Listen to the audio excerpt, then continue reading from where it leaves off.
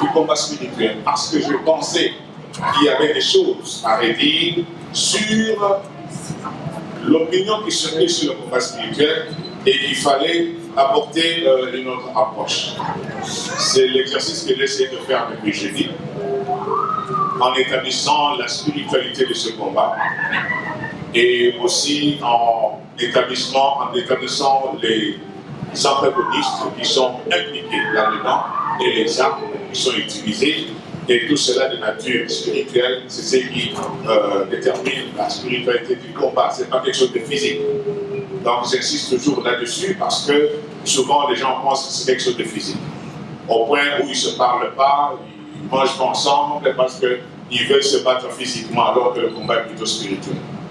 Donc j'essaie de montrer là où ça se passe.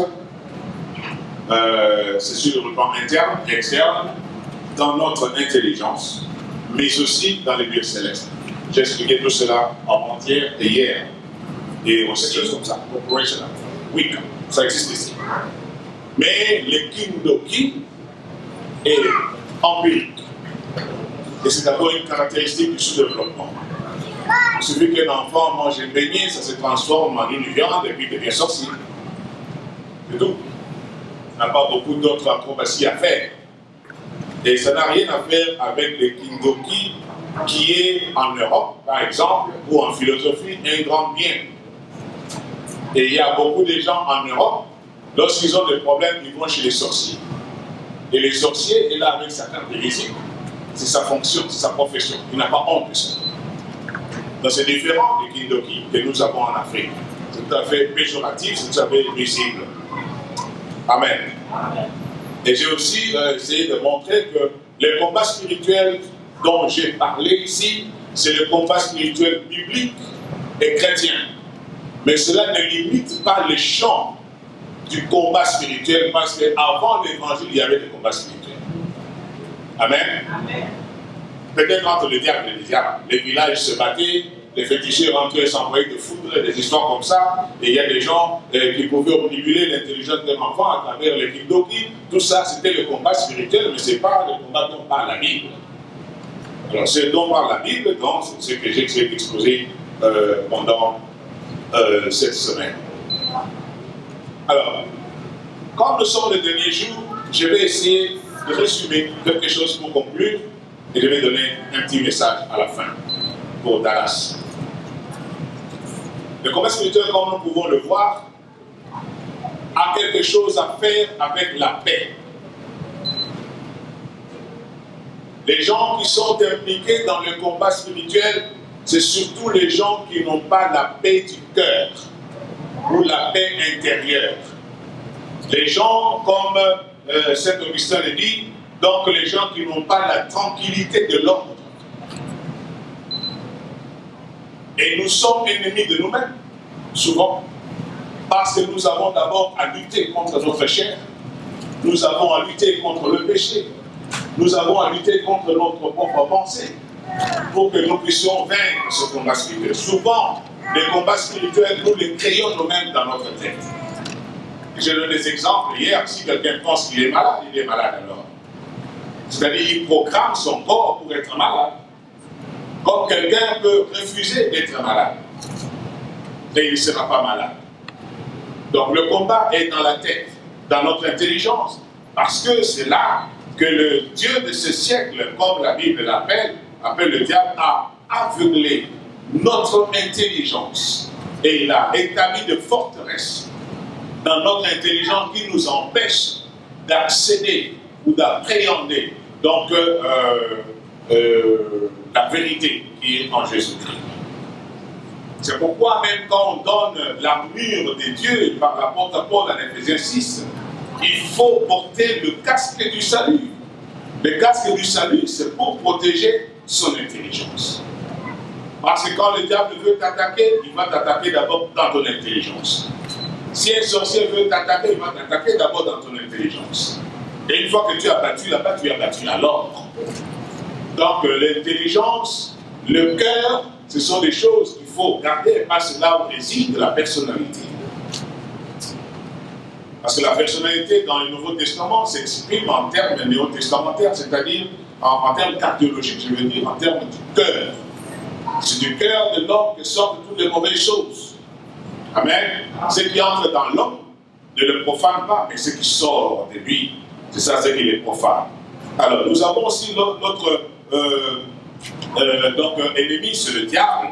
C'est le diable, les calomniateurs, l'accusateur, les tentateurs. C'est lui les semeurs de troubles, les semeurs des zizanies, les semeurs des désordres et le père du mensonge. Et nous devons aussi nous battre contre lui. Alors, en parlant au début, pour essayer de donner une sorte d'ontologie du combat spirituel, j'ai démontré que le combat spirituel n'a pas commencé sur la terre. Personne ne peut prétendre être spécialiste du combat spirituel ou quelqu'un donc avoir le monopole du combat spirituel parce que ça n'a pas commencé ici. Apocalypse 12 nous dit au verset 7 qu'il y eut une guerre au ciel. Une guerre au ciel entre les dragons et ses anges, entre Michael et ses anges. Donc Michael dirigeait les anges qui étaient restés fidèles à Dieu qui les avait créés. Et les dragons, c'est les Lucifer, l'ange de lumière, qui lui s'était rébellé par orgueil. Il voulait devenir même plus que Dieu. Alors lui, avec tous les anges qu'il avait suivis dans la rébellion, ont été déchus. Et ce sont ces anges déchus qui sont devenus des démons. Et ce sont ces démons-là qui sont comme des petites divinités, qui ont une grande mobilité, qui peuvent se promener partout et qui connaissent beaucoup de choses parce qu'ils se promènent partout et non parce qu'ils sont omniprésents ou omniscients. Amen. Alors, j'ai expliqué cela. Un philosophe que j'aime beaucoup, d'ailleurs, le premier philosophe que beaucoup de gens qui font l'initiation de la philosophie apprennent, Socrate, qui a vécu 5 siècles avant Jésus-Christ. Et c'est comme il a donné un principe que j'aime toujours, que l'homme, partout et toujours, est à la recherche du bonheur. Tout homme ici est à la recherche du bonheur. Beaucoup de gens aussi sont venus en Amérique parce qu'ils sont à la recherche du bonheur. On peut appeler ça American Dream ou quelque chose d'autre, mais c'est le bonheur qu'on cherche. On veut avoir la paix, on veut avoir la quiétude, on veut avoir la joie, on veut avoir un bien-être. Qu'on peut appeler, par exemple, la Bible appelle ça la béatitude. La béatitude ou le bonheur, ou même la vie éternelle. Alors, qu'est-ce que cela veut dire? Cela veut dire, comme Ignace de Loyola l'avait dit, celui qui a été le fondateur de la compagnie des Jésuites ou des Jésuites, il avait dit que le combat que nous devons toujours mener est de retrouver la paix du cœur. Amen. Amen. Et Jésus, dans l'évangile de Jean, avant de quitter, il dit à ses disciples, je vous donne ma paix et je vous laisse ma paix, que vos cœurs ne se troublent point. Mais aujourd'hui, beaucoup de cœurs sont troublés. C'est pourquoi beaucoup de gens sont stressés. Et j'ai démontré que beaucoup de gens qui sont dans les combats spirituels sont des gens qui sont frustrés. Et quand ils sont frustrés, ils deviennent soit agressifs, soit ils s'isolent. Ça, ce sont les réactions psychologiques à la frustration. Donc, qu'est-ce que ça veut dire? Ces gens n'ont pas de paix. Soit il veut avoir un boulot, il n'attrape pas, alors il pense que peut-être c'est à cause de quelqu'un qui n'a pas de boulot. Alors il a une aversion envers cette personne, il commence à la considérer comme, comment voulez-vous, un bourreau. Quelqu'un qui veut lui faire du mal. Ça peut être, il peut penser que c'est son père, ou c'est sa mère, ou c'est ceci, c'est là. Alors, beaucoup de foyers sont divisés, beaucoup de familles sont divisées. Il y a des gens qui ne peuvent pas se saluer parce qu'on pense que tel ou tel serait un sorcier. C'est la raison pour laquelle j'ai parlé d'une exception sur la sorcellerie, parce qu'elle n'est pas ce que les gens pensent qu'elle est. Et j'ai reçu beaucoup de cas des enfants ou des hommes ou des femmes soupçonnés de sorcellerie alors qu'ils ne le sont pas. Et les gens qui les appellent sorciers ne connaissent même pas ce que c'est la sorcellerie. Et je viens de démontrer que la sorcellerie n'est pas les kindoki. Alors en fonction de quoi vous dites que quelqu'un est sorcier alors qu'il est peut-être un doki.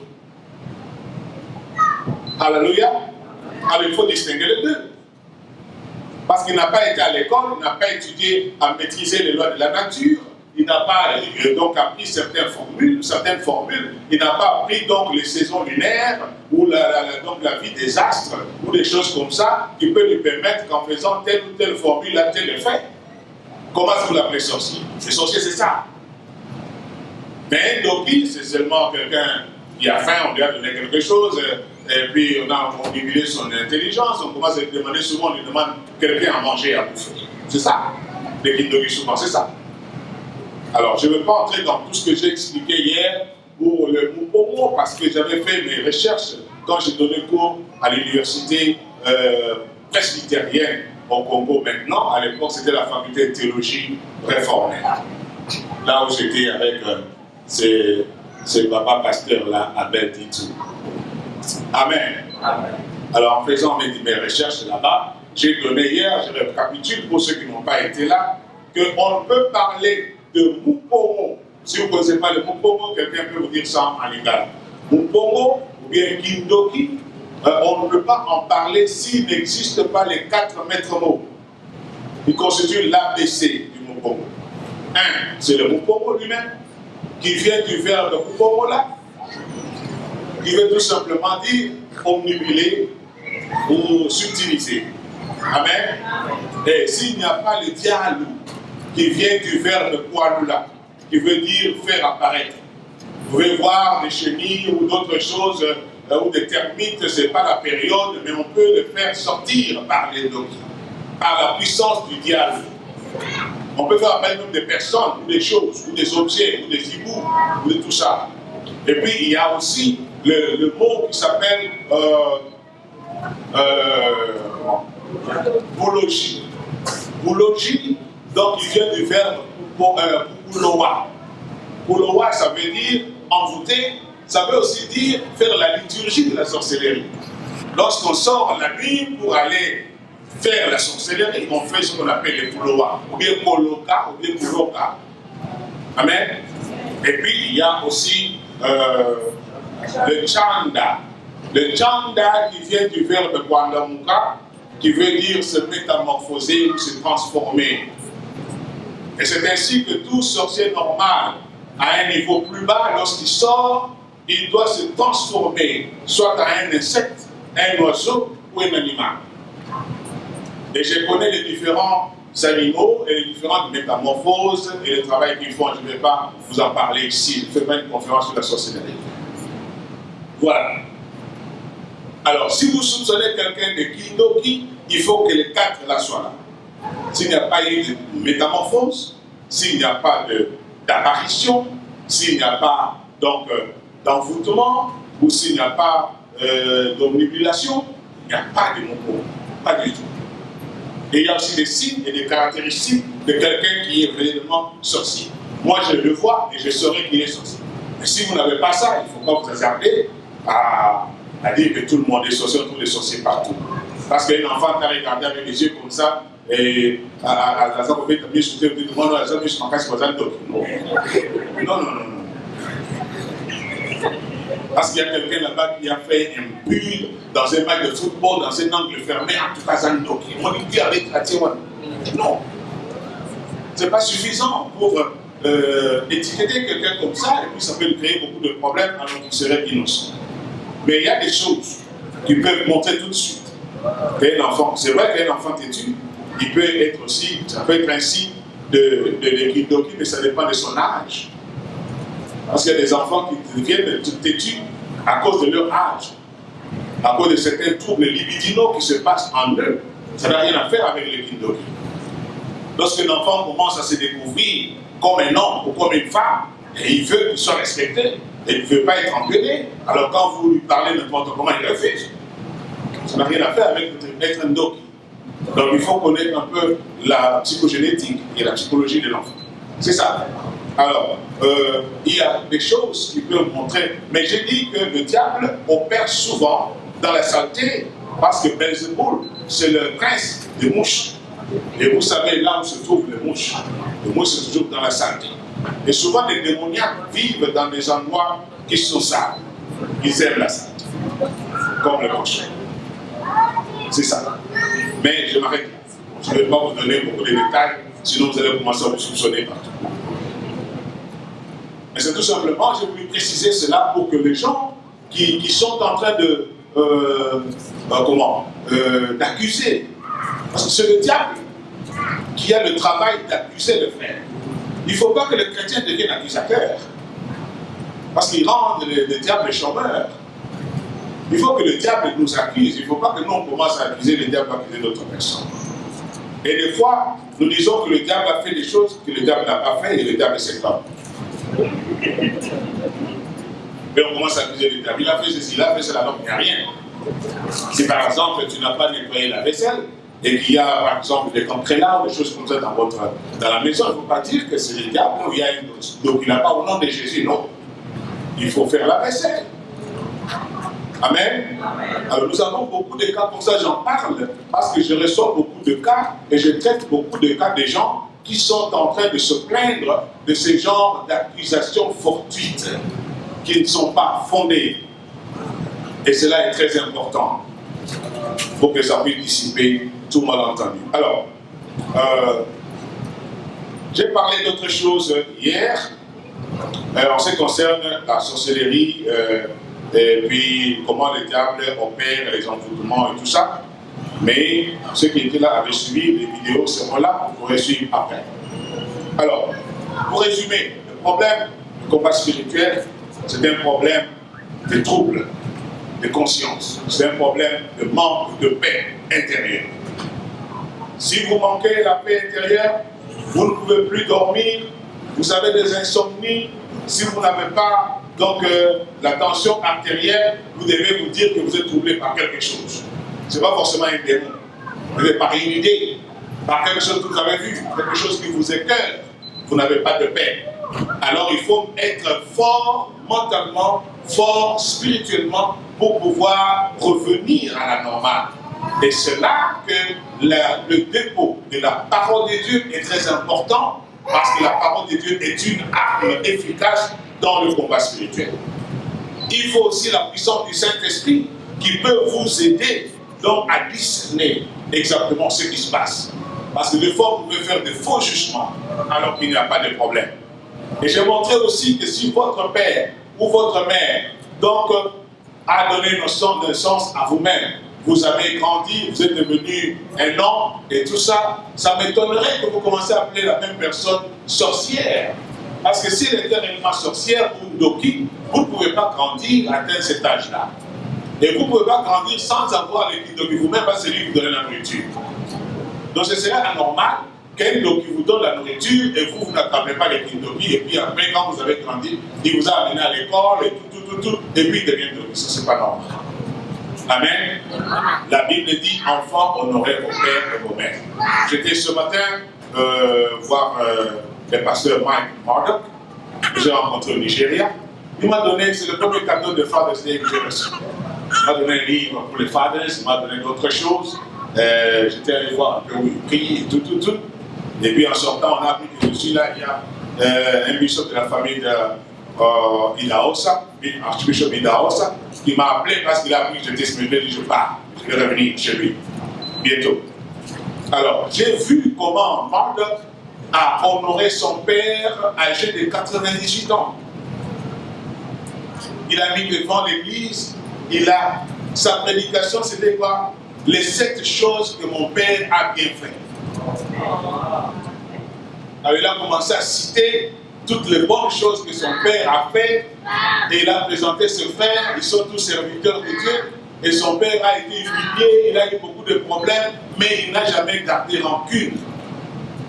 Et c'était un exemple à donner, et aujourd'hui il a 98 ans, on le tenait pour se tenir, pour se lever et pour le mettre dans la chaise. Jusqu'à 98 ans, le pasteur de 69 ans, il est en train d'honorer son père.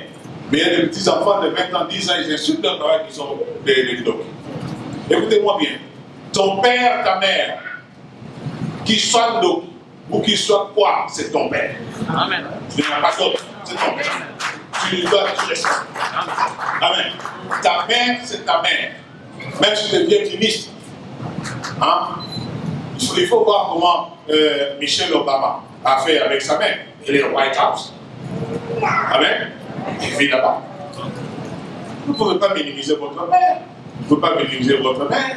Parce que vous ne minimisez même pas votre nom. D'où vient ce nom-là? Le nom que vous portez. Votre nez, ou bien votre bouche, ou bien vos oreilles, vous savez d'où? Ça ressemble à qui? Si vous ne pouvez pas nier ça, pourquoi est-ce que vous voulez raconter des histoires? Alléluia. Donc c'est très important. Et j'ai démontré qu'anthropologiquement, l'homme n'est pas seulement le corps que vous voyez. L'homme est aussi esprit et âme. Et le véritable homme, c'est ce que vous ne voyez pas. Alors, quand vous voulez vous attaquer à quelqu'un parce que vous pensez qu'il vous attaque aussi spirituellement, c'est spirituellement qu'il faut l'attaquer, pas physiquement. Amen. Spirituellement, c'est pas physiquement. Parce que le diable n'a pas de corps. C'est vrai qu'il peut se matérialiser, il peut se densifier, mais il n'a pas de corps parce que c'est un être spirituel.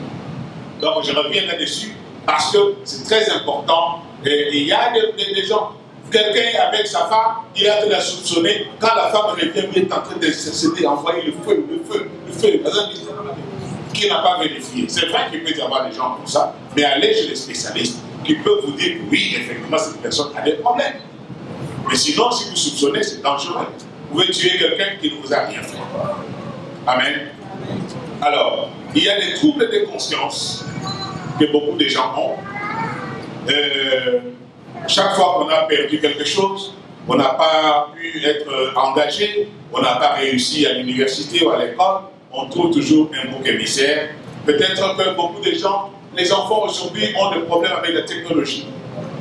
Ils passent tout le temps avec les tablettes, l'iPad, l'iPod, et n'ont pas le temps de répéter les cours. Alors si on vous envoie, un report card, et on trouve que l'enfant n'a pas bien travaillé, ne voyez pas directement les choses. Voyez d'abord si votre enfant dort suffisamment. Amen. Est-ce que votre enfant dort suffisamment? Non, mais sur la télévision. Et parce que je dis que le combat spirituel se passe dans l'intelligence, alors la télévision et la technologie contribuent beaucoup au combat spirituel. Amen. Amen. Ça contribue beaucoup au combat spirituel parce que les enfants reçoivent des informations peut-être qu'ils ne devaient pas recevoir, qui ne sont peut-être pas de leur âge.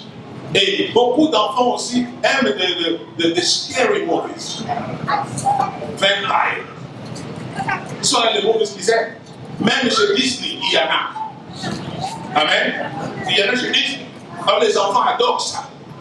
Moi j'ai vu mes enfants regarder un movie là-bas. Ils me disent, papa, do you have magic power? Magic power. What? Magic power, ça veut dire. Ce qui vient de voir là-bas, on montre comment un enfant est en train de voler, faire des choses, faire disparaître des histoires. C'est le magic power.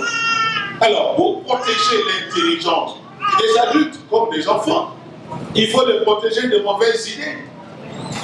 Des choses qui peuvent polluer leur intelligence. Alléluia. Et cela est très important. Les enfants ont toujours des tablettes. Ils sont dans leur chambre pour que vous ayez la paix. Allez dans vos chambres. Ils ont des tablettes. Mais vous ne savez pas ce qu'ils sont en train de download. Vous ne savez pas ce qu'ils sont en train de regarder. Aujourd'hui, on trouve des enfants de 8 ans, 10 ans qui regardent des films porno sur Internet. Amen. Vous trouvez des petits enfants là-bas qui deviennent homosexuels. Parce qu'ils voient le film, ils veulent pratiquer. Un enfant, c'est un enregistreur. Alors, il faut savoir protéger vos enfants. Il ne faut pas seulement accuser les sorciers. Parce que les sorciers n'ont rien fait. Alléluia. Donc, il y a aussi des raisonnements qui sont faux. Comme dans, j'ai parlé aussi à l'église. Parce que l'église est engagée dans le combat spirituel à travers de fausses doctrines qui sont en train de circuler et qui viennent des charlatans. Des gens qui prétendent être ce qu'ils ne sont pas. Et malheureusement, les gens suivent. Beaucoup de gens suivent des gens comme ça. Et en parlant des démons hier, j'ai montré que la foule, quand vous voyez la foule même dans une église, ne vous trompez pas. La foule ne prouve pas que Dieu est là. Amen. J'ai démontré comment les démons, dans leur mobilité, sont aussi des mobilisateurs. Regardez les concerts de certains musiciens, même s'ils ne chantent pas bien, quand celui qui est là, c'est plein. C'est plein parce qu'il a utilisé les démons qui ont mobilisé tous ces gens. Regardez les politiciens, il y a des politiciens, quand c'est lui qui vient, des milliers de gens. Pour rien.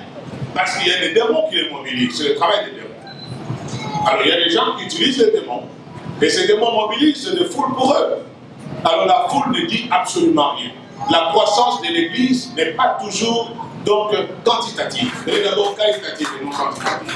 On ne peut pas juger le ministère de quelqu'un par rapport au nombre de gens qui vont là. Amen. Non, les gens ne vont pas là, peut-être parce qu'ils ne savent pas comment faire l'évangélisation pour que les gens viennent. Parce que Jésus a parlé de l'évangélisation comme la pêche. Et pour bien pêcher des poissons, il faut avoir des appâts. Donc il faut attirer les gens avant de leur prêcher la parole. Il ne faut pas prêcher les gens avant de les attirer. Amen. C'est comme un verset qui dit, lorsqu'une personne est en Christ, elle est une nouvelle créature. Ne cherche pas que la personne soit une nouvelle créature avant qu'elle soit en Christ. C'est mettre la charrue devant les bœufs. Alors il y a beaucoup de gens qui n'ont pas de méthode et qui ont des problèmes. Et notre problème dans les églises, c'est que les gens utilisent les méthodes de l'Afrique ou du Congo en Amérique. Ça ne peut pas marcher. Ça, c'est une société ultra moderne. Et il y a des méthodes d'évangélisation urbaine. Si vous ne les connaissez pas, des méthodes d'implantation d'église dans un milieu ultra moderne, si vous ne les connaissez pas, vous pouvez chanter Alléluia, faire des veillées, chasser tous les démons, il n'y aura rien. Amen. Alors, il ne faut pas dire que c'est le diable qui vous combat. Non, il faut savoir ce que vous faites. Si vous ne le savez pas, informez-vous. Les méthodes du Congo, des 4 lois spirituelles, ça ne marche pas ici. Amen. Ça ne marche pas ici. Parce qu'ici, vous n'allez pas dire à quelqu'un que si je prie pour toi, tu auras une voiture. Il peut prendre un crédit. Et il a sa voiture. Pour aller à l'école, il n'a pas besoin de Dieu. Amen. Pour manger, il a le food stamp, il n'a pas besoin de toi. Alors, si tu viens avec un esprit de prospérité ici, ça ne tient pas. Alléluia. Il faut avoir quelque chose de Dieu. C'est ce qui va amener les gens dans l'église. Mais si tu viens seulement avec des choses comme ça fonctionnait là-bas. Quelqu'un peut sortir seulement quelques tam-tams et mettre dans sa parcelle, on met le mandala, les gens viennent. Parce que les gens d'abord là-bas sont chômeurs, ils n'ont pas de choses à faire. Amen. Alors, il faut bien faire les choses. Et j'en parle aussi dans le cadre du combat spirituel parce que les gens vont commencer à accuser le diable alors que le diable n'a rien fait. Il faut être préparé pour faire le travail dans un milieu comme celui-ci. Si vous ne savez pas ce qu'il faut faire, il faut vous informer. Parmi les gens, auprès des gens qui savent ce qu'il faut faire, avoir des conseils qui peuvent vous aider.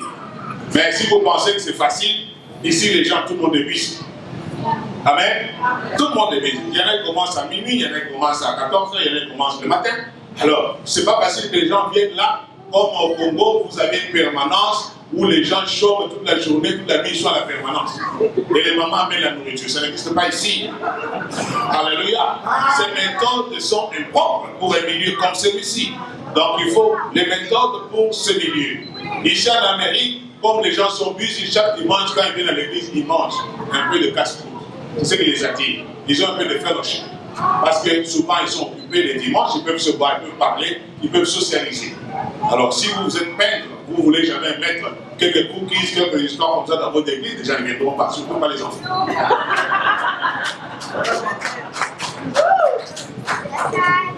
Alors, le combat spirituel, finalement, c'est quoi? Il est là pour rectifier la pensée. C'est pourquoi pendant la semaine, j'ai fait une corrélation entre le combat spirituel et la logique. Parce qu'il y a un problème pour donc faire des jugements, faire des choix. Il y a un problème qui arrive, qu'est-ce que je dois faire? Qu'est-ce que la Bible dit? Si tu connais la parole de Dieu, tu as la logique de la parole, ça te permet maintenant de mesurer ou de juger ce qu'on te dit par le diable. Je donne l'exemple de Jésus.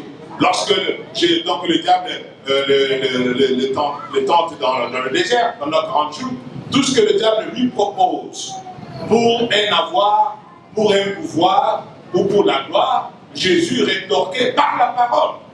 Il est écrit, il est écrit, il est écrit. Alors il faut connaître la parole pour pouvoir contredire ce que le diable dit, parce que le diable connaît la parole. Et j'ai démontré que le diable lui-même n'a plus de puissance. Ma Bible me dit, je ne connais pas la Bible de Dallas, mais ma Bible dit qu'il a été mis en spectacle. Il a été dépouillé, il a été précipité sur la terre. Et le Fils de l'homme a été exalté pour détruire toutes les œuvres du diable. Amen. Alors ce que le diable a, c'est seulement la ruse. Il trompe les gens qui sont ignorants, comme il avait trompé Ève, qui ne connaissait pas aussi la loi de Dieu, qui a répondu aussi à côté. Alors ceux qui ne connaissent pas la parole, on peut les tromper, on peut les duper facilement. Et c'est ainsi que beaucoup de gens entrent dans des endroits où on fait des bêtises, parce qu'eux-mêmes n'ont pas de base. Alléluia. Nous, quand on étudiait ou quand on était encore dans l'église, nous, on nous apprenait que tu n'as pas besoin seulement de croire en Jésus-Christ, mais tu dois être affermi dans la parole.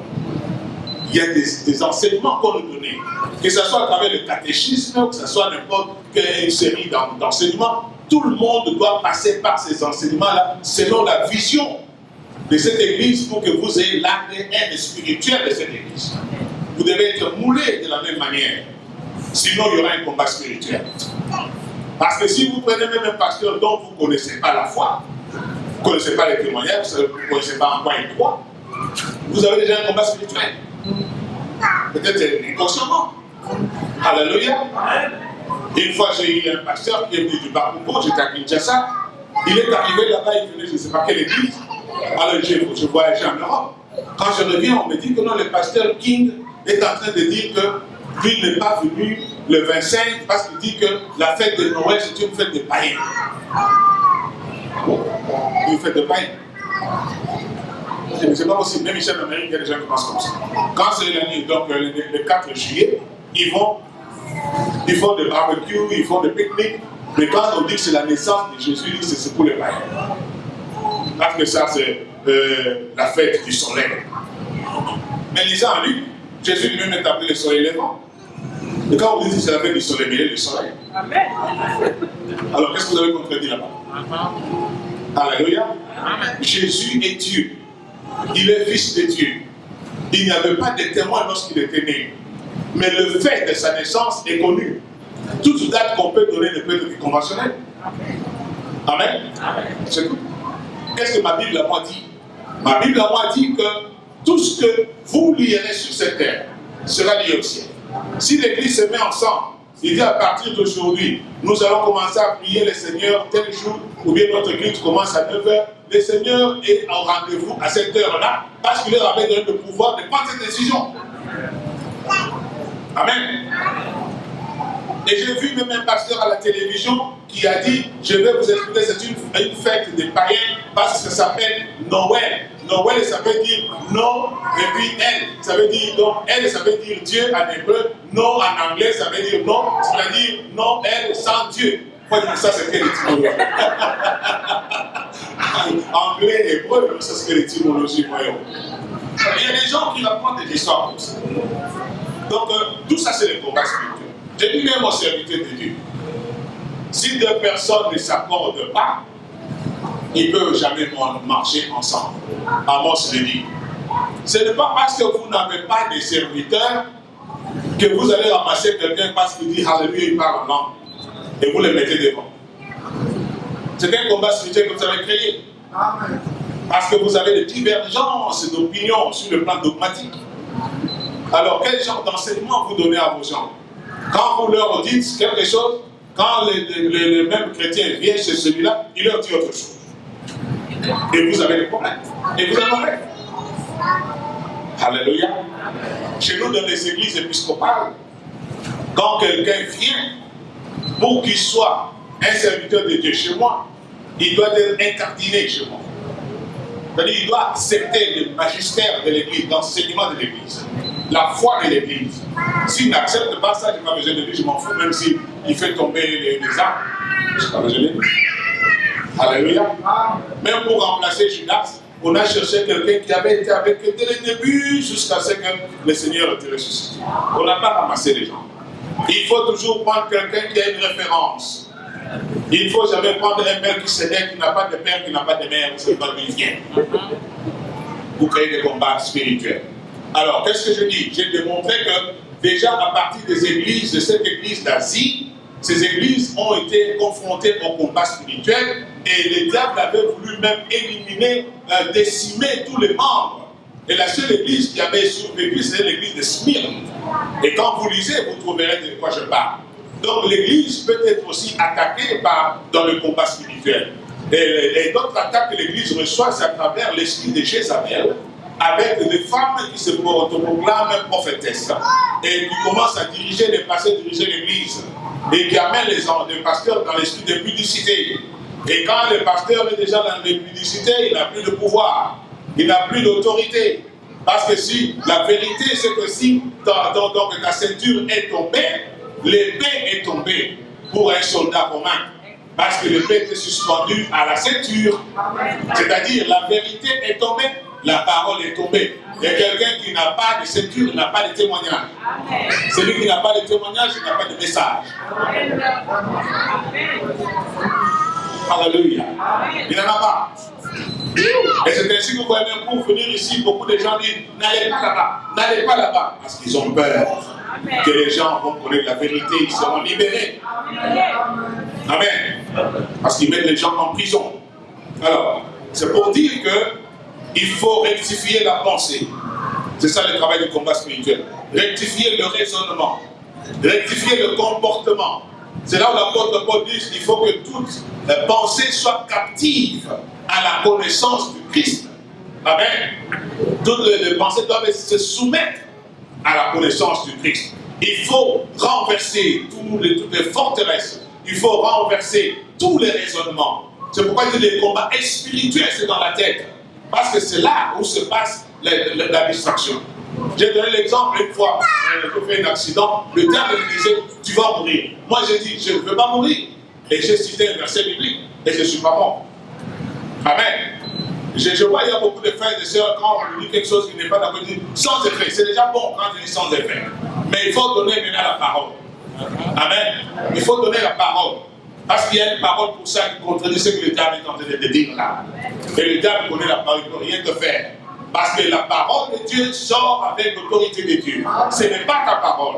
Quand tu sors ça, ça sort avec l'autorité de l'auteur et le diable tremble. C'est pourquoi on appelle cette parole, c'est une épée de l'esprit. Il faut connaître la parole. Dans l'église, il ne faut pas que l'église croisse seulement avec des prédications. Dans l'église, il faut qu'il y ait des enseignements pour que les gens soient assis dans la parole et dans la doctrine. Et si les gens connaissent la parole, ils n'ont pas besoin d'errer ça et là, aller suivre ici, aller suivre là-bas, parce qu'ils ont déjà tout. Au lieu de dire aux gens de ne pas aller ici, d'aller là-bas, il faut bien les enseigner. Ils sont bien enseignés, il faut aller nulle part. Même s'ils vont quelque part. Vous n'avez jamais vu des enfants, ils partent chez les voisins, on a préparé la viande et tout ça. Et on dit, ben non, viens manger. Ils disent, non, non, parce que j'ai déjà mangé. Il est déjà plein, il n'a pas besoin de manger tout fou. Parce qu'il a mangé là-bas, c'est meilleur. Amen. C'est ça ce qu'il faut faire. Le diable profite toujours de vos points faibles. Quand vous êtes affaibli, mentalement, psychologiquement, vous n'avez pas de boulot, peut-être que vous n'avez pas de papier, vous ne savez pas payer le bills, vous êtes roommate quelque part, on vous demande de contribuer. Votre famille au Congo est pauvre, il mange des bikini. Alors, quand vous êtes ici, qu'est-ce que vous allez faire? Quelqu'un va vous dire, toi tu souffres comme ça. Il faut ça le ça papa Nazara bien. Papa Nazara bien, c'est-à-dire il faut te trouver un chou de bataille qui va commencer à te donner certaines choses. Alors le diable va te dire ça. Parce que tu ne crois pas que Dieu peut te donner même là où tu n'as rien. Alors tu tombes parce que le diable a profité de ton temps de faiblesse. Amen. Et il y en a qui sont morts comme ça, ils se sont retrouvés dans le mauvais vent à cause de ça. Donc quand le diable te dit de mauvaises choses, si tu as la parole, tu peux lui résister. Il faut résister au diable et il fuira loin de vous. C'est ce que la parole de Dieu dit, Jacques 4, 7. Résistez au diable et il fuira loin de vous. Il faut le chasser. Je ne peux pas écouter ce qu'il dit. Parce que ce qu'il dit ne vient pas de la parole de Dieu. C'est une tentation. Il veut vous détourner de la volonté de Dieu. Il faut lui résister. Et de fois le diable vous trompe, vous avez un problème, ou vous êtes malade, ou vous avez fait un péché, il ne veut pas que vous puissiez vous confesser. Il dit non, il faut garder silence, c'est un secret. Vous gardez le secret jusqu'à ce que vous serez dans la tombe. Amen. Amen. Le diable veut vous détruire, il vous trompe, mais il ne faut pas parler, il ne faut rien dire, il ne faut pas dire à quelqu'un. Tout ça, alors vous avez peur, vous cachez, mais finalement, quand vous avez des problèmes, vous ne verrez plus le diable. Il est parti, il a atteint son but. Donc, ou bien il vous fait peur, il vous donne la peur, vous êtes angoissé, ou bien on vous dit, si vous ne donnez pas ceci, votre loco va vous tuer, ou bien si vous ne donnez pas cela, tel va vous faire ceci. Il y a même un garçon qui a déjà vu son oncle apparaître à la télévision en Allemagne. Dit yo, les gars, vous ne aussi non Et l'homme a perdu la tête, il a commencé à trembler comme une feuille. Parce que le non a fait cette apparition-là. Mais si tu connais la parole, tu peux lui répondre. Sauf si toi, tu n'as pas fait ce que tu devais faire en tant qu'enfant. Là, il a le droit de te poursuivre. Comme les enfants qui ne veulent pas qu'on paye la dot à leur papa. Et il y en a qui donnent la dot au pasteur. Le pasteur ne sera jamais votre papa biologique. Amen. Jamais. C'est votre père qui a le droit de recevoir la dot. Alors, si vous avez donné ça à quelqu'un, ça peut être une dîme. Et moi, un pasteur, je ne peux pas prendre ça sur une escroquerie. Cet enfant vient d'une famille. Amen. Je ne peux pas prendre la dot, ce n'est pas votre droit. Demandez-lui la dîme, demandez-lui autre chose, mais pas la dot. Il y a des enfants qui n'ont jamais eu d'autres enfants parce que le papa est fâché, il n'a jamais reçu la dot. Et lui est content, en train de parler en langue, il a donné son pasteur, escroc, il parlait en langue, finalement il n'a rien. Il ne faut jamais accepter des choses comme ça. Moi, je n'accepte pas. Si vous l'acceptez, c'est votre problème. Moi, je n'accepte pas. Moi, je n'ai pas de combat spirituel. Amen. Et quand vous faites ça, vous prêtez le flanc aux attaques du diable. Parce que maintenant, le papa, sur base du pouvoir naturel et traditionnel que Dieu lui a donné, s'il prononce une mauvaise parole, ça va vous atteindre. Amen. Même si vous chassez les démons. Parce que Dieu lui-même a donné ce pouvoir aux parents. C'est lui qui a dit, enfants, honorez votre père et votre mère, pour que vos jours soient longs sur la terre. Ce n'est pas le diable qui a dit ça, c'est Dieu. Amen. Là, voilà, même Jésus disait, je ne fais rien de mon propre chef, mais je fais la volonté de mon Père qui m'a envoyé. Et il faisait tout pour honorer son Père. Alors en tel Jésus, les gens ont cru pour ne pas honorer leurs parents. Alléluia. Lui honorer son Père. Donc, il y a beaucoup de choses comme ça qui sont en train de détruire. Et le diable aime toujours vous culpabiliser. Quand vous êtes dans la culpabilité, alors il va faire n'importe quoi avec vous. Donc, il faut savoir que nous devons nous présenter devant Dieu avec la justice de Dieu et non à cause de notre propre justice.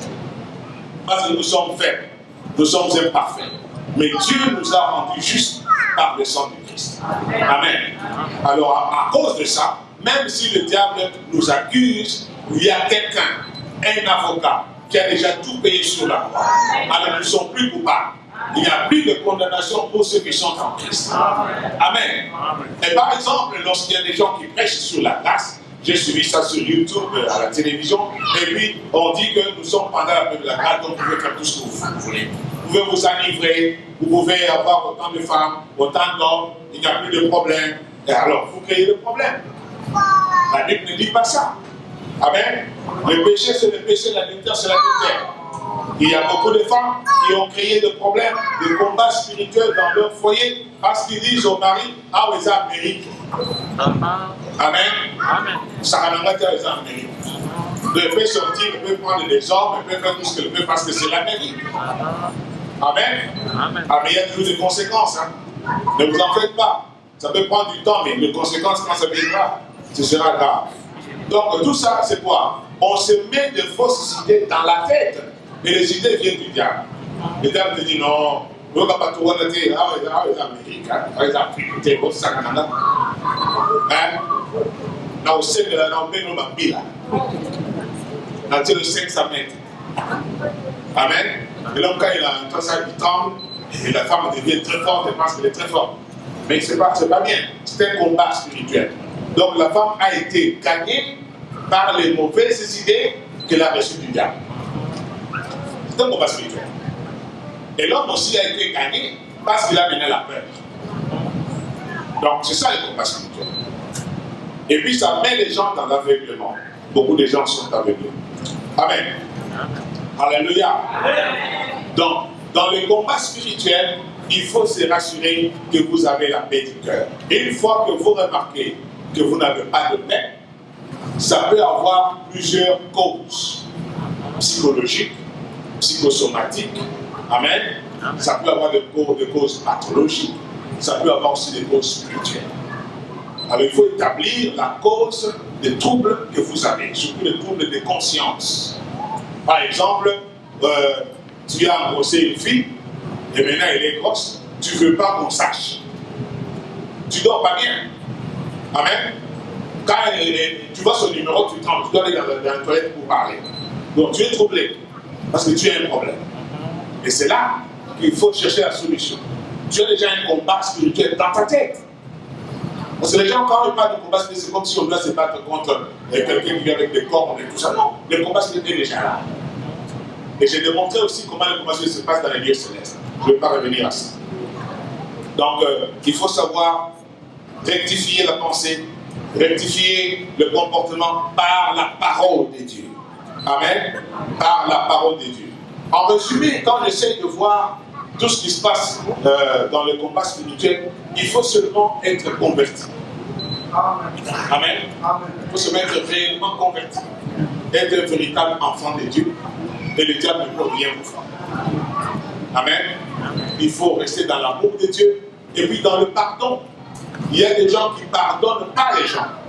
Il y a des gens qui haïssent les gens. Ici, il dit Alléluia, dehors, il ne peut pas saluer les gens. Ça, c'était l'hypocrite. Amen. Amen. Amen. J'ai fait des recherches une trentaine d'années sur les Kindoki. Une des caractéristiques importantes d'un Ndoki, c'est la haine. Amen. Amen. Et le manque de pardon. Ça, c'est une des caractéristiques d'un Ndoki véritable. Un Ndoki, même si vous me donnez une maison, même si vous l'avez marié, même si vous avez fait des fêtes pour lui, s'il vous aime, il vous aime. Jusqu'à ce qu'il va vous aime. Amen. Amen. Un Ndoki ne peut jamais vous pardonner. C'est un rancunier, il va vous poursuivre de sa haine jusqu'à ce qu'il va vous éliminer. Amen. Alors quand je vois un chrétien qui dit Alléluia, qui donne des Bibles, qui dit Alléluia, qui parle en langue, mais qui aide les gens, il ne peut pas les saluer. Moi je me demande dans quel Christ il a cru. Amen. Parce que la Bible dit, hein, il faut pardonner 7 fois, 70 fois. Si quelqu'un fait du mal, il dit, qu'est-ce qu'il faut faire? Il faut pardonner. Amen. Amen. Amen. Alors, si quelqu'un ne veut pas pardonner, et il vient ici, il prie, il dit Alléluia. Est-ce vraiment il est dans la sincérité? La Bible dit, si tu ne peux pas aimer ton frère que tu vois, 1 Jean 4, 20, comment peux-tu aimer Dieu que tu ne vois pas? Amen. C'est impossible. L'amour, c'est la marque même de la chrétienté. C'est le plus grand commandement. Aimez-vous les uns les autres. Parce que Dieu lui-même est amour. Tu ne peux pas être enfant de Dieu sans amour, c'est impossible. Si tu es né de nouveau, tu es recréé, donc tu ne peux pas avoir peur. Il y a aussi des gens qui ont toujours peur des parents, qui ont toujours peur de la famille. Mais qu'est-ce que la Bible dit? 2 Corinthiens 5, 17. Qu'est-ce que la Bible dit? Lorsqu'une personne est en Christ, elle est une nouvelle créature. Les choses anciennes sont passées et tout est devenu nouveau. Donc tu n'es pas une nouvelle personne, mais tu es une nouvelle créature. C'est-à-dire, tu es ramené à l'existence. C'est-à-dire, tu n'existais pas. En Jésus-Christ, tu es d'abord mort et Jésus t'a recréé. Par conséquent, tu n'appartiens plus à l'ancienne sphère. Ton père, ta mère, les sorciers de ta famille sont restés dans notre sphère, dans les anciennes choses. Maintenant, tu es dans une nouvelle sphère parce que tu es recréé par Dieu en Christ. Est-ce que tu comprends? Donc, les choses anciennes là, ne peuvent plus t'atteindre si tu es réellement chrétien. Cela ne veut pas dire que tu dois minimiser la famille. Mais la famille ne peut plus avoir d'emprise, surtout sur le plan spirituel, si tu es réellement chrétien et tu te conduis comme il se doit. Alors, il faut que tu connaisses ton identité en Christ. Parce que si tu connais ton identité, alors tu connaîtras sur ton autorité, Seigneur. Si tu sais que tu es enfant de Dieu, comme Jésus, bien qu'il était fils du charpentier, il savait qu'il était Dieu et fils de Dieu. C'est ainsi qu'il pouvait dire aux gens, tes péchés te sont pardonnés. Alors qu'il n'y a que Dieu qui pardonne, parce qu'il savait qu'il est Dieu. Mais si toi tu ne sais pas le pouvoir que tu as reçu en Jésus-Christ, tu vas trembler devant un petit rat. La Bible dit que le diable rôde autour de nous comme un lion rugissant, cherchant qui dévorer. Amen. Est-ce que vous suivez très bien la métaphore? Le diable rôde autour de nous. La Bible ne dit pas que le diable est un lion, mais il rôde comme un lion rugissant. C'est-à-dire, c'est un imitateur d'un lion. Est-ce que vous comprenez ça? Peut-être que c'est un petit rat qui est placé au micro avec une méga basse. Et quand il est en train de rugir, là, vous pensez que c'est un lion. C'est ainsi que le diable fait peur aux gens. La Bible dit qu'il a été vaincu sur la croix sa tête a été écrasée. Il souffre de troubles mentaux. Comment peut-on avoir peur de quelqu'un dont la tête a été écrasée? Le diable n'a pas de pouvoir. Si tu le crois, dis Amen. Le diable n'a pas de pouvoir. Sa tête a été écrasée. Il rôde seulement comme un lion, mais il n'est pas le lion. Car il n'existe qu'un seul lion. C'est le lion de la tribu de Juda. Alléluia. Gloire au Seigneur. On ne peut pas avoir peur de ce petit-là. Il a pris le pouvoir.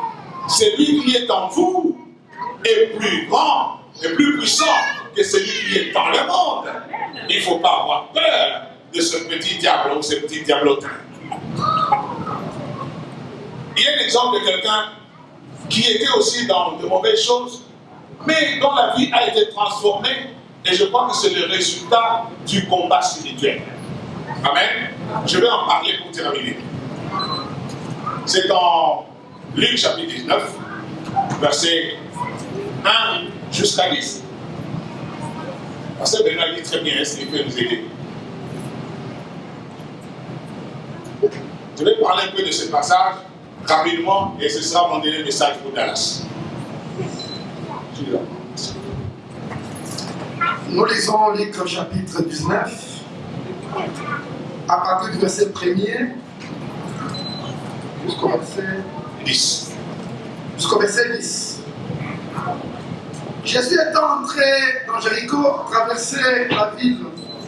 Et voici un homme riche, appelé Zachée, chef des publicains, cherchait à voir qui était Jésus. Mais il ne pouvait y parvenir à cause de la foule, car il était de petite taille. Il courut en avant et monta sur un sycomore pour le voir, parce qu'il devait passer par là. Lorsque Jésus fut arrivé à cet endroit, il leva les yeux et lui dit: Zachée, hâte-toi de descendre, car il faut que je demeure aujourd'hui dans ta maison. Zachée se hâta de descendre et le reçut avec joie.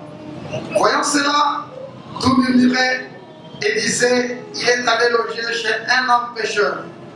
Mais Zachée, se tenant devant le Seigneur, lui dit: voici, Seigneur, je donne aux pauvres la moitié de mes biens, et si je fais tort de quelque chose à quelqu'un, je lui rends les quadruples.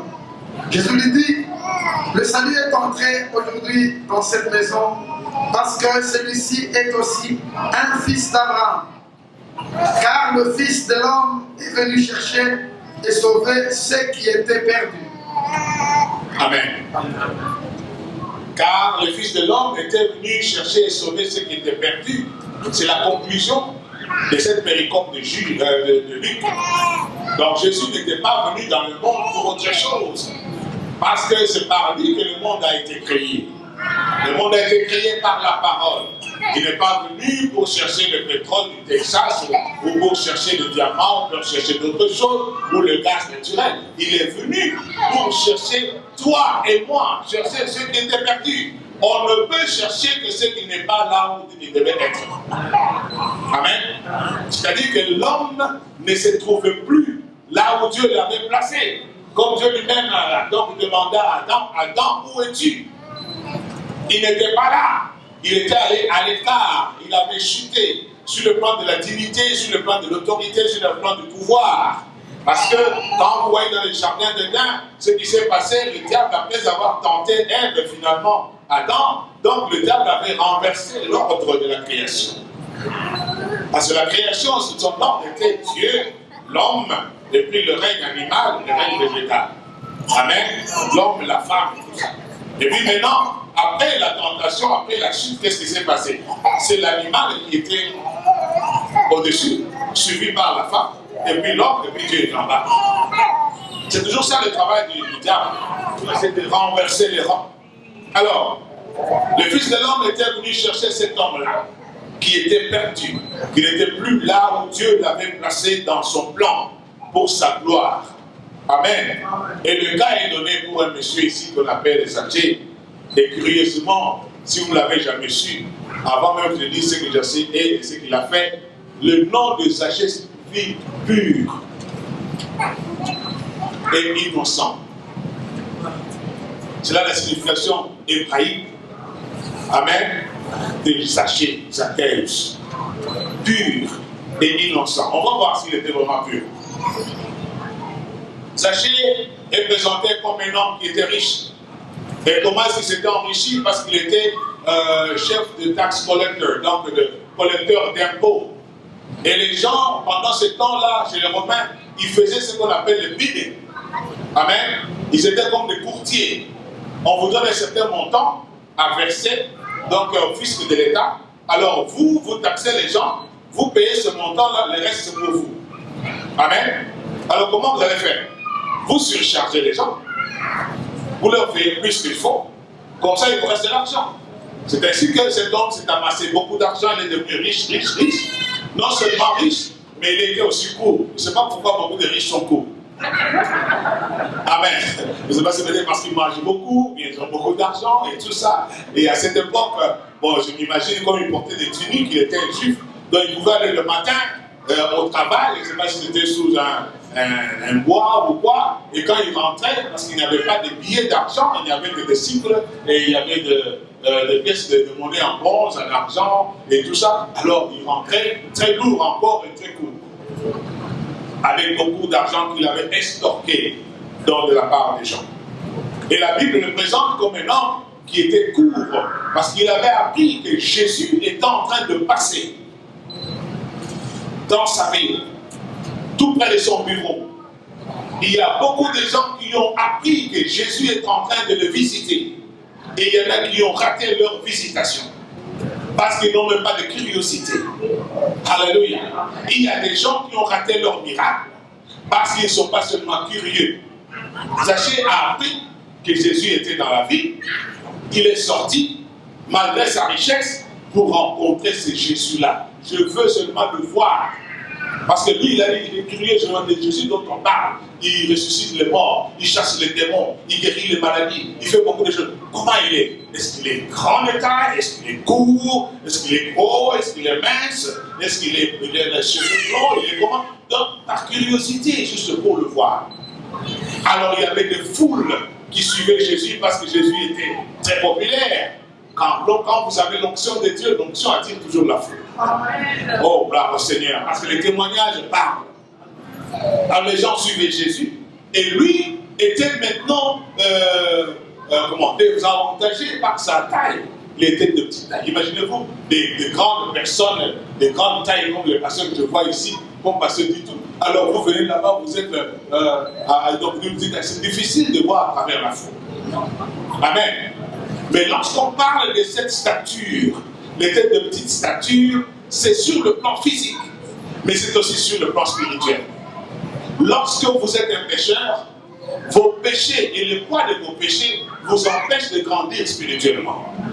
Et si vous n'êtes pas grand spirituellement, c'est difficile de voir Christ. Alléluia.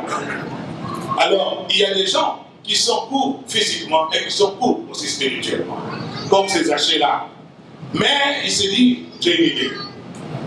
En faisant des efforts, il voit un grand arbre là-bas, un sycomore. Il y a des sycomores même ici en Amérique. À Brooklyn, à New York, il y a beaucoup de sycomores. Les sycomores américains sont adaptés. Un sycomore, normalement, c'est un arbre peut-être le plus vieux de la planète Terre, qui aurait existé depuis plus de 100 000 ans. Quelque chose comme ça. 100 millions plutôt d'années. Alors, il a dit non, je vais monter sur ces sycomores. Normalement, c'est un gros arbre avec des grands feuillages. Et c'est un arbre qui pend sur la route. C'est comme un avion, c'est comme un bateau. Amen. Alors, ce monsieur est monté là-dessus pour essayer d'attendre Jésus parce qu'il devait passer par là. L'usage des sycomores, c'est qu'on utilisait ça en Israël pour faire les toits de maison. Et l'usage des sycomores, c'est que les gens qui voyageaient, qui étaient fatigués par la chaleur de la Palestine, et ils devaient aussi s'abriter sous les sycomores, parce qu'il y avait de l'ombre là-bas qui venait de ce feuillage. Amen.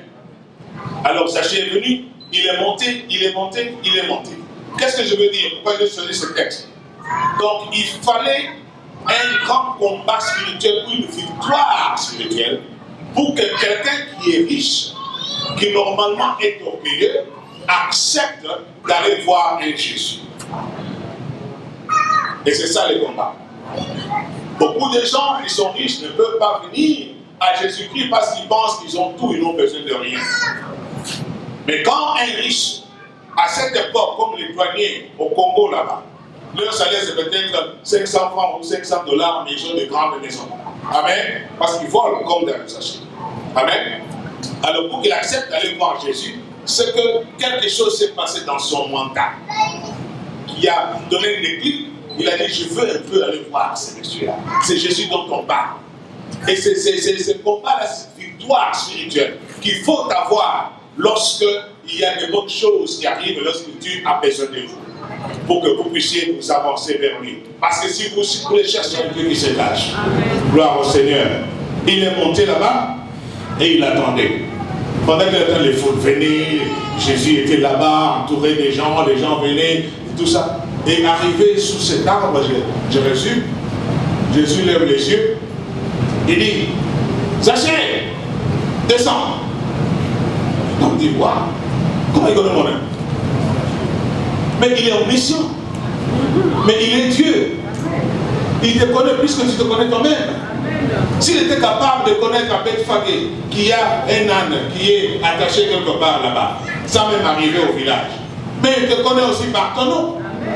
C'est chaque fois que Jésus vient dans ta ville, il t'appelle par ton nom. Cette fois-là, c'était Zachée, descends. Mais maintenant, il dit Kapinga, descends. Ou bien il dit Marie, descends. Ou bien il dit, je ne sais pas moi, Benoît, descends. Ou bien il dit quelque chose, descends. Amen.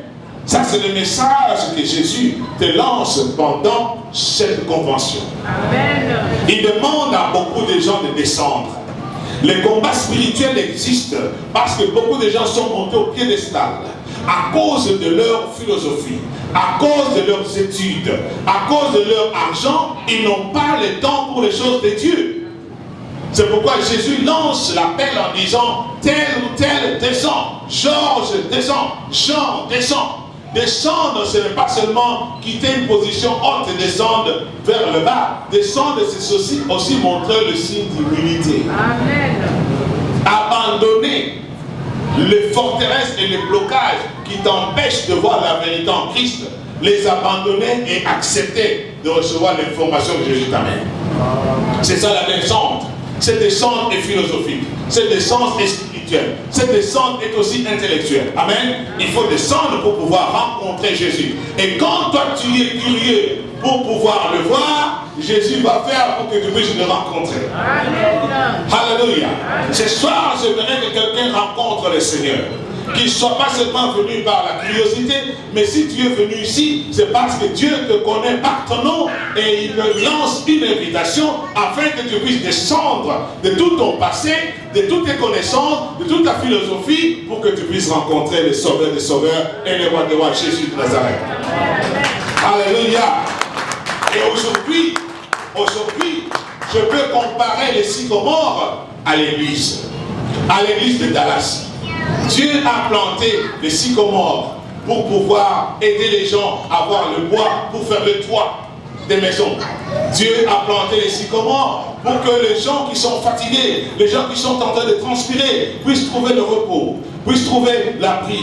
Parce que beaucoup de gens n'ont pas d'abri. L'église, c'est un endroit où les gens doivent trouver l'abri. Amen. C'est un endroit où les gens doivent se restaurer. C'est un endroit où les gens doivent trouver la toiture. Parce qu'une maison sans toiture est exposée aux intempéries, exposée aux moustiques, aux insectes, peut-être aux reptiles. Alléluia. Mais je veux poser une question. Si ces sycomores avaient des épines, où serait monté Zachée? Il est monté pour voir Jésus, heureusement parce que ces sycomores n'avaient pas d'épines. Est-ce que les églises de Dallas n'ont pas d'épines? Est-ce que les gens peuvent monter sur vous et voir Jésus-Christ? Est-ce que l'église aujourd'hui constitue un tremplin qui permet les gens qui sont même écourtés par leurs péchés, par leur passé, par leurs problèmes pour pouvoir voir Jésus-Christ? Ou bien l'église de Dallas, c'est une église, lorsque quelqu'un veut monter l'épine, les jette et puis descend. Où il tombe. Zachée, descends. Pourquoi tu le descends? Parce qu'aujourd'hui, je vais entrer dans ta maison. Alléluia. Tu ne vas pas seulement voir qui est Jésus, tu vas le rencontrer, mais il sera ton invité. Il va venir chez toi sans invitation parce qu'il t'aime. Amen. Il vient chez toi sans invitation. Aujourd'hui, je serai dans ta maison. Et quand Jésus veut te sauver, il va venir jusque là où tu es. Il va donc faire irruption au milieu de tes difficultés, au milieu de tes problèmes, même si tu es encore dans le péché. Parce que Dieu aime les pécheurs, mais il n'aime pas les péchés. Amen. Et il faut aussi aimer les pécheurs, même s'ils sont sorciers, et ne pas aimer leurs péchés. Gloire au Seigneur. Descends, aujourd'hui je vais entrer dans ta maison. Et regarde maintenant la rencontre entre Jésus et Zachée. C'est la rencontre entre le péché et la sainteté. Et quand le péché et la sainteté se rencontrent, ça crée la confession. Alléluia. Ça crée la confession. Zachée, c'est un combat spirituel. Zachée n'a pas regardé son rang social. Il n'a pas vu sa richesse. Mais il a vu la sainteté de Dieu. Il a vu la grandeur de Dieu. Il a commencé à confesser lui-même, sans avoir peur de la foule. Il a dit au Seigneur, si j'ai pris quelque chose de quelqu'un par extorsion, par vol, je vais lui rendre 4 fois plus. Et là, il voulait appliquer la loi mosaïque. Si tu as volé quelque chose de quelqu'un, ou si tu as extorqué, tu dois rendre 4 fois plus. Il y a confession et il y a restitution. Alléluia. Souvent je regarde nos églises, comment les gens confessent leurs péchés. C'est le moment de confesser les péchés. Les gens commencent à parler en langue. Comment est-ce que toi tu veux confesser tes péchés en langue? Alléluia. Tu as peur que quelqu'un entende. Ou bien s'il parle, il dit, Seigneur, nous sommes au Samé là. On a un bunga na biso. On a un bunga na biso. Il y a biso et yo. Alléluia. Ils ont peur, ils cachent le péché. Ils ne citent pas par leur nom. Quand Mabunga n'a dit, toi tu connais pas de Mabunga. Alléluia. Mais Zachée, il a confessé devant le Seigneur. Il a dit, si je prie quelque chose d'aujourd'hui, de quelqu'un, par extorsion, je lui rendrai au centime. Je donnerai la moitié de mes biens aux pauvres. Qu'est-ce que ça veut dire? Il a compris par le combat qui s'est passé en lui.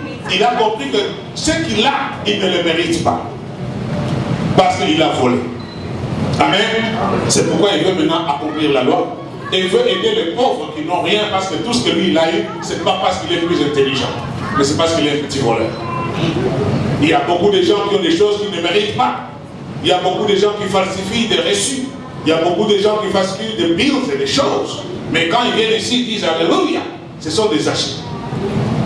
Amen. Si tu prends quelque chose qui ne t'appartient pas, donc tu es un zaché. Si tu vis avec la femme de quelqu'un qui n'est pas ta femme, tu es zaché. Si tu vis avec un homme qui ne t'appartient pas, qui est un homme d'autrui, tu es zaché. Alléluia. Tu ne dois pas seulement te confesser, mais tu dois aussi restituer. Alléluia. Si tu as volé la maison de quelqu'un, tu as même volé le passeport de quelqu'un pour venir ici.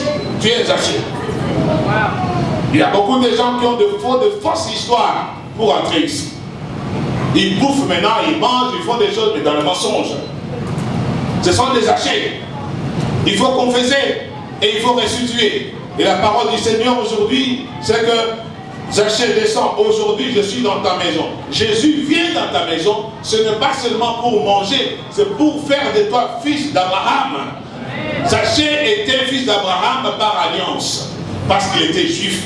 Mais maintenant, il devient fils d'Abraham par sa repentance. Il devient fils d'Abraham par sa foi. Il devient maintenant descendant d'Abraham par la foi. Amen.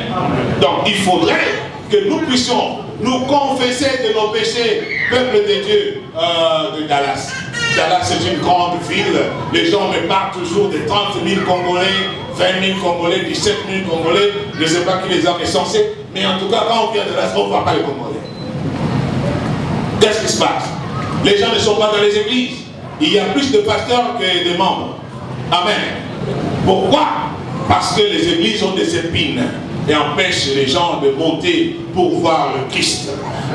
Il faut que tout le monde descende pour pouvoir rencontrer le Seigneur.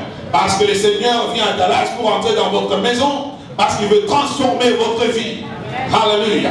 Je crois que les jours suivants, lorsque Zachée est allé donc à son boulot, les gens sont venus pour lui donner de l'argent. Il a dit non, je ne prends plus de corruption. Car hier, j'ai rencontré quelqu'un qu'on appelle Jésus-Christ. Je suis sauvé, je suis transformé, je suis un nouveau Zachée. J'ai fait plus de choses. Gloire au Seigneur. Alléluia. Il faut qu'il y ait une révolution copernicienne à Dallas. Il faut que les choses changent. Bien-aimé Congolais qui est ici, vous êtes une force si vous êtes dans la vérité. Vous êtes une force ici. Comme les Nigériens sont une force à Houston. Ils ont des business, ils ont des histoires et tout ça. Ici à Dallas, quand tu commences quelque chose, ce sont les Congolais qui vont te combattre. Quand tu ouvres un business, les Congolais n'achètent pas là-bas, ils vont l'acheter chez d'autres personnes. Mais ils viennent à l'église et disent Amen. Il faut descendre de toutes ces fausses mentalités négativistes. Alléluia. Il faut descendre de cette mentalité de crabe. Amen. Où vous voyez les Congolais n'avancent pas, mais ils sont très nombreux. Ils ne sont même pas capables de faire une seule église. Tout le monde veut être pasteur, même s'il a 10 membres. Alléluia. Il faut descendre. Il faut descendre, peuple de Dieu de Dallas. Il faut descendre. Vous êtes dans un combat spirituel perpétuel. Le fait que tu ne veux pas reconnaître l'autre, tu veux commencer aussi ton business juste à côté de lui, c'est un combat spirituel. Le fait qu'un pasteur ne veut pas reconnaître un autre, il sait que celui-là est un pasteur, je peux travailler avec lui, mais parce qu'il veut être aussi leader, alors il n'accepte pas. C'est un combat spirituel. Tu as un problème dans la tête, parce que tu ne veux pas reconnaître l'autre.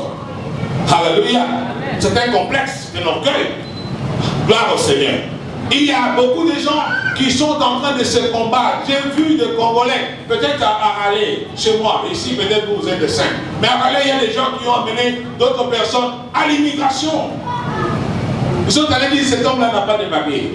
Cet homme-là n'a pas de papier. Il y a des gens qui ont été déportés parce qu'ils ont été mouchardés par leurs propres frères et sœurs. Mais quand ils viennent à l'église, ils disent Alléluia, ils disent Amen. Aujourd'hui, je ne veux pas quitter Dallas sans donner l'occasion à quiconque reconnaît dans son cœur, après avoir suivi tous ces messages pendant 4 jours, qu'il doit remettre sa vie en ordre avec Dieu. Je ne veux pas quitter sans lui donner l'occasion de recevoir Jésus comme Seigneur et Sauveur. Je ne veux pas quitter sans lui donner l'occasion de reconnaître ses méfaits, de se confesser et de restituer.